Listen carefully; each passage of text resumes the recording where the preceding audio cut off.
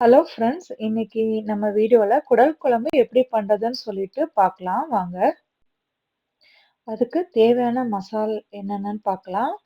சீரகப் பொடி, மல்லிப்பொடி, மிளகாப் பொடி, கரம் மசாலா, பொது மசாலா எடுத்து வச்சிருக்கேன்.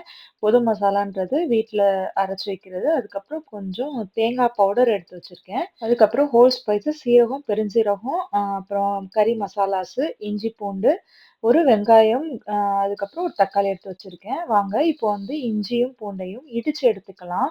இடிச்சு எடுத்துக்கிட்டா அதோட டேஸ்ட்டே வந்து ஒரு ஸ்பெஷலா இருக்கும். இந்த மாரி நல்லா இடிச்சு இஞ்சி, பூண்ட எடுத்து வச்சுக்கோங்க. வாங்க இப்ப எப்படி செய்யலான்னு பார்க்கலாம். ஒரு பேன் எடுத்துக்கோங்க. பேன்ல தேவையான அளவு ஆயில் எடுத்துக்கோங்க. நான் இன்னைக்கு ஆலிவ் ஆயில் தான் எடுத்துக்கிட்டேன். ஒரு 3 to 4 tablespoon olive oil எடுத்திருக்கேன். உங்களுக்கு கோகோனட் ஆயில் ஓகேன்னா, அந்த மாரி கோகோனட் ஆயில் போட்டு குடல் குழம்பு பண்ணாலும் ரொம்பவே டேஸ்ட்டா இருக்கும்.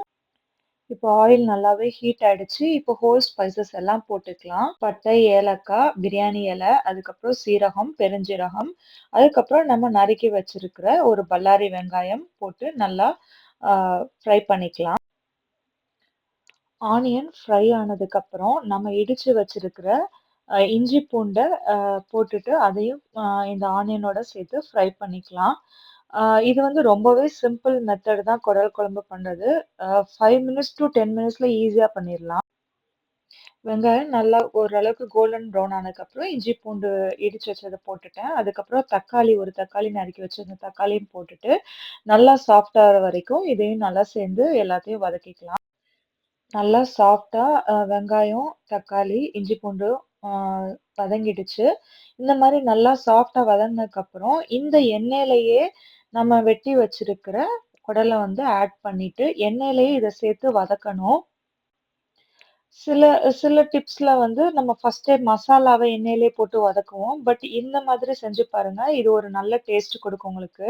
இப்ப தேவையான அளவு சால்ட் போட்டுக்கோங்க. நான் ஒரு 1 1/2 ஸ்பூன் வந்து சால்ட் போட்டிருக்கேன். 1 1/2 டேபிள் ஸ்பூன். அதுவும் நல்லா சாட்டே பண்ணிக்கோங்க. அதுக்கப்புறம் எடுத்து வச்சிருக்கிற மசாலா எல்லாம் போட்டுக்கணும். ஆ கோகனட் பவுடர மட்டும் லாஸ்ட்ல ஆட் பண்ணிக்கலாம். ஃபர்ஸ்ட்டு வந்து மசாலாஸ் எல்லாம் ஆட் பண்ணி வதக்கிக்கோங்க நல்லா. கோகனட் பவுடருக்கு பதிலா நம்ம வந்து தேங்காய் வந்து நம்ம ஃப்ரெஷ் தேங்காவும் அரைச்சு அதோட பாலையும் ஆட் பண்ணிக்கலாம். இப்ப தேவையான அளவு தண்ணி ஊத்திக்கலாம். நம்ம குழம்பு எவ்வளோ வேணுமோ அதுக்கேத்த அளவுக்கு கொஞ்சம் கொஞ்சமா தண்ணி ஆட் பண்ணிக்கலாம். இப்போ ஓரளவுக்கு தண்ணி ஆட் பண்ணி குடல் முங்குற அளவுக்கு ஆட் பண்ணிட்டு, கொஞ்சம் லைட்டா எண்ணெய் பிரிஞ்சு வந்தோனே நான் வந்து குக்கர மூடி விசில் போட்டு வைக்கிறேன். ஒரு 10, 15 விசில் வரைக்கும் வைக்கலாம்.